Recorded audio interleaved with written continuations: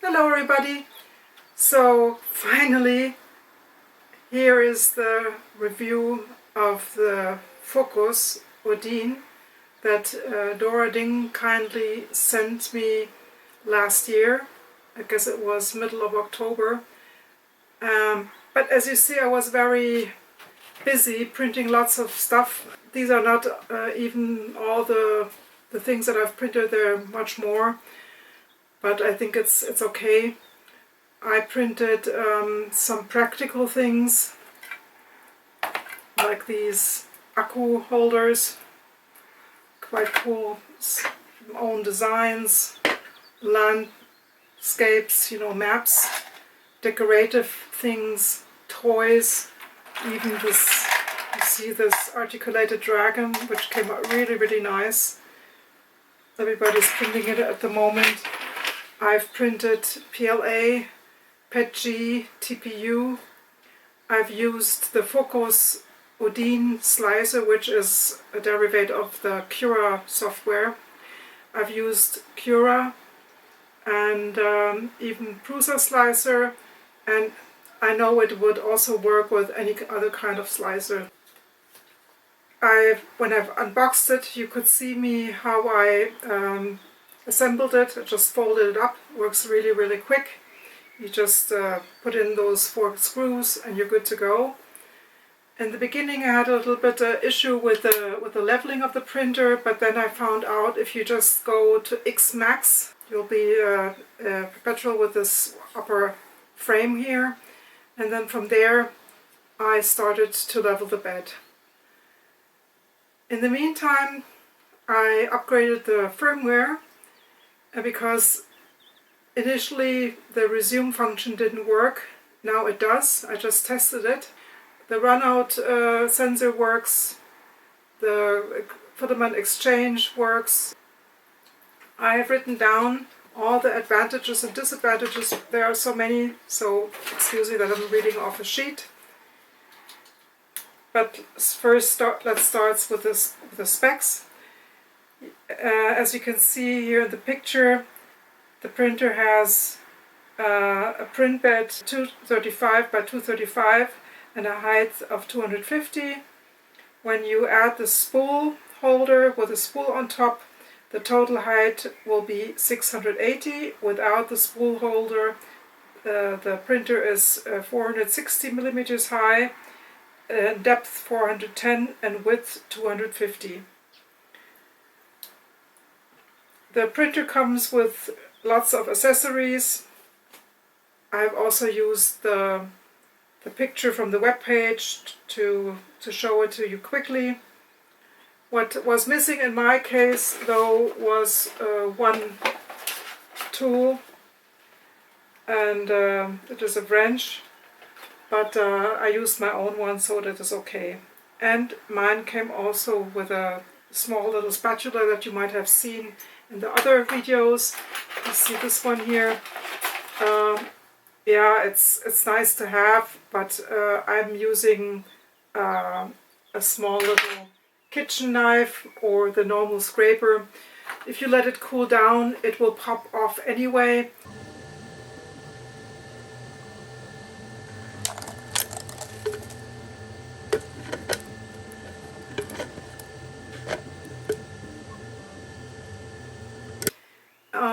To protect my bed, I used Magic Glue, because if you're using PETG, you will risk damaging your glass bed. So I just put on Magic Glue, and then it doesn't matter if I print with PLA or PETG, it will always stick and release once it cools down. I can really recommend this. I'm still on my first ribbon cable, so that is not a problem at all. I had to exchange my nozzle in the meantime. I had some inconsistencies when I was printing, so I wasn't understanding why I had this, because I swapped filaments and I thought, okay, maybe there's an internal clog or something stuck in there, and but I changed the nozzle, and then that didn't help either. So I bought this accessory kit here, and inside, yeah, you will have lots of parts. It's a pity that you cannot buy everything separate, because you always get the ribbon cables, and I don't need it now at the moment. You always get the wheels. Of course, it's nice to have them, but every time I need a new hot net, and now I will get everything as a replacement. And as you see here, the hot net itself. What I like, so let's start with that. That you can use any kind of slicer. It takes a G-code. The print quality is really, really nice once it's dialed in. You could use, if you swap from the Fokoos slicer to the normal Cura slicer, you could use the Ender 3 as a basis. I just set it up manually all by myself, and I have dialed it really nicely. I really love that it's a direct drive. What I also like a lot, what other cheap printers don't have, it has a very wide Y axis, so the bed doesn't wobble. It's really sturdy. It has dual Z motors, steppered motors, which gives it lots of stability here. It has a 30-bit motherboard. I like this glass bed a lot.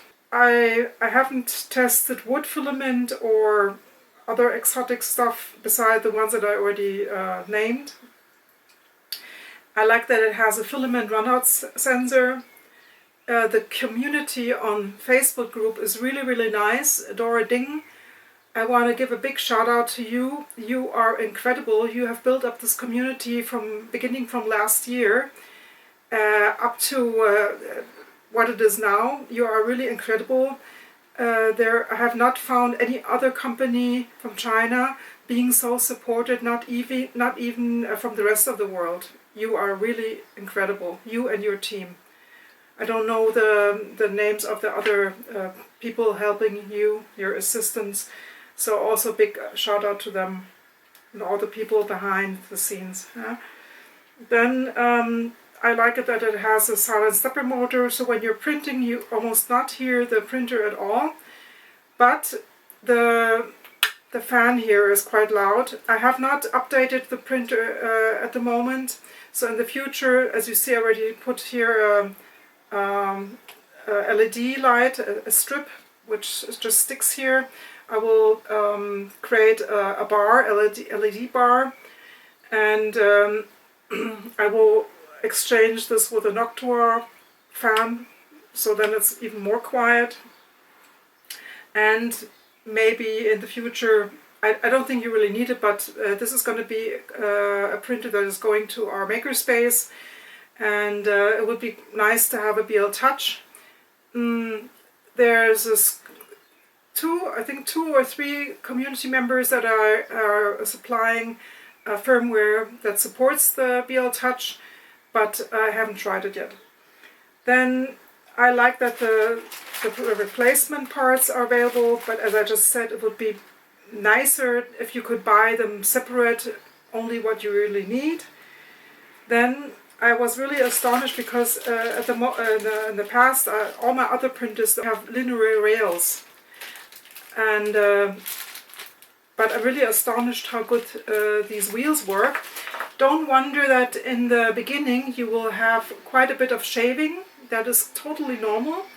Once they're dialed in, they will not shave off anymore, and be really careful that in the beginning when I received it, everything was a bit wobbly. You should really tighten your screws, and also check if the wheels they have enough grip and nothing is wobbling around. And it has a Volcano style hot end. I don't know, I'm not printing that fast. I don't know if you really need it.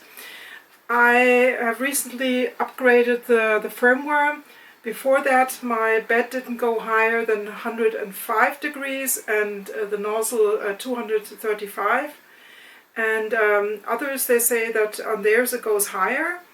That the nozzle can go up to 260.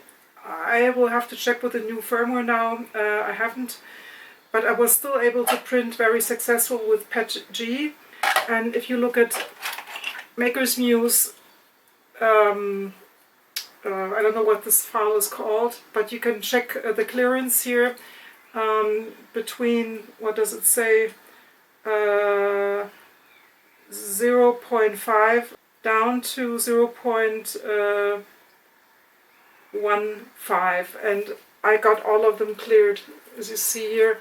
This took a little bit here, but there's also a little bit of a resistance, but I managed, and you see everything is working fine. And I tested it even on the second one, which even worked better, and you see all of them are cleared. I had to adjust my E-steps, but I guess that is normal when you have a printer that is new. I will always check that. And with the extrusion, I had to go down to 95% in Cura. What also is a little bit off is the bed. Instead of 60 degrees when I would normally use, I use now 50, because it seems to be hotter than it really should be. Yeah.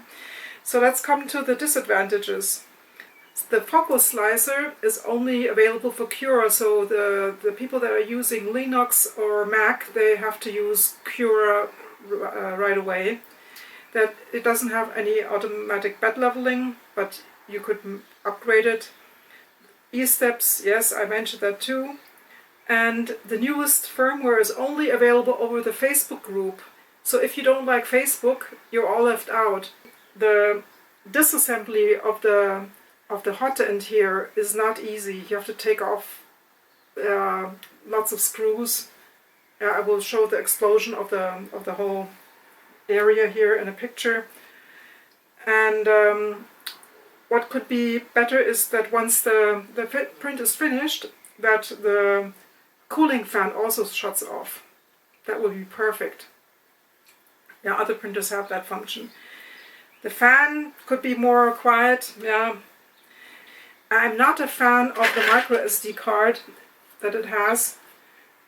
Yeah, I would prefer a regular USB stick or a normal size SD card.